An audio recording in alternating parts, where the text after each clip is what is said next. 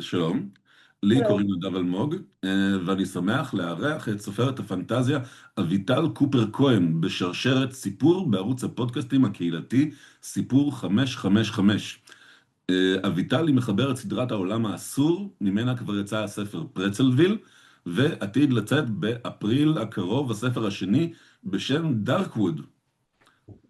האם אני צודק, אביטל? צודק לגמרי, עד כה. יפה.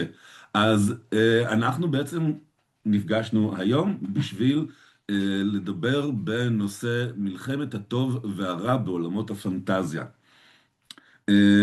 אז קודם כל, בשביל להתחיל את השיחה, הייתי שמח שנגדיר את הגבולות גזרה. כשמדברים על טוב ורע, אביטל, למה אנחנו בעצם מתכוונים? קודם כל אנחנו מדברים על נושא שהוא הנושא בכל דבר, כלומר מלחמת הטוב והרע זה נמצא בכל כך הרבה נושאים, לא רק בפנטזיה, אבל בטח בפנטזיה.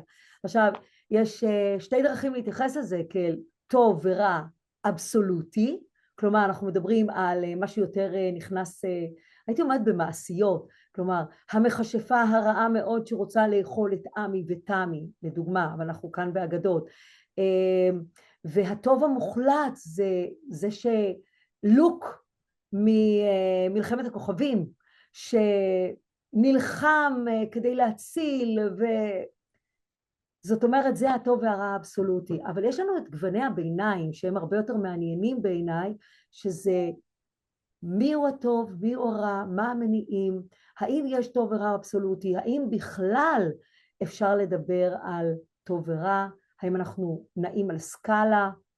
זה הייתי אומרת, אלה גבולות הגזרה שלי, אני הייתי שמחה לדעת גם מה גבולות הגזרה שלך. הבנתי. אני קצת תוהה לגבי מה את אומרת, למה את מתכוונת.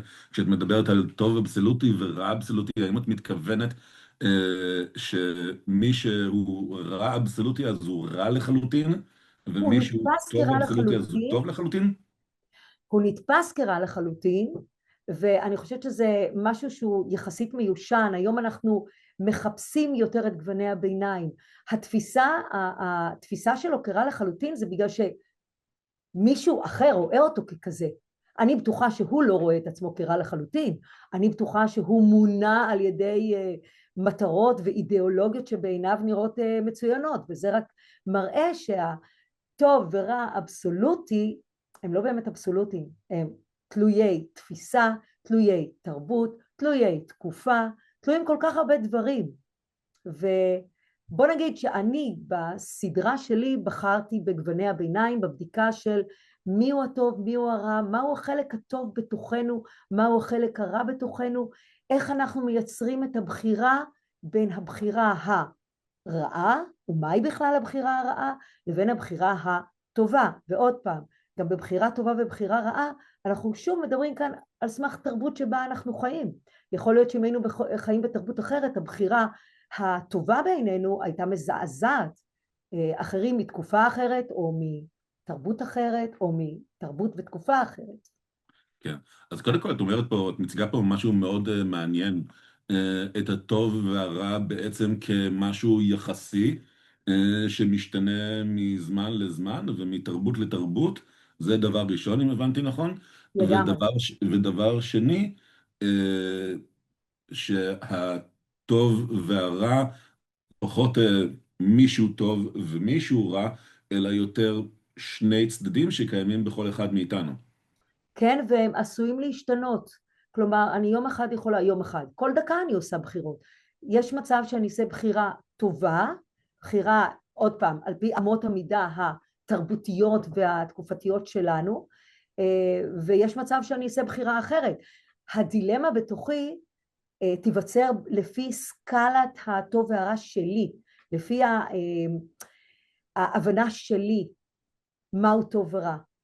ובספר שלי, בעצם בסדרה, בפרצלוויל, ואחר כך בדארקווד, ואחר כך בספר השלישי בטרילוגיה, קסטלן, אני מאמתת את הדמויות כל הזמן עם שאלת הטוב והרע.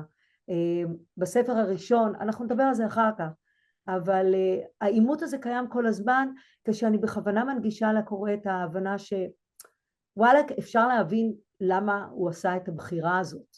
אפשר, אני אולי הייתי עושה את הבחירה הזאת, אולי לא, אבל אני מבין את הדילמה, את ההתמודדות.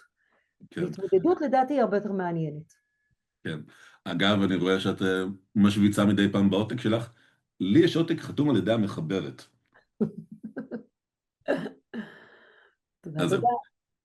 כן. מה שאמרת מזכיר לי,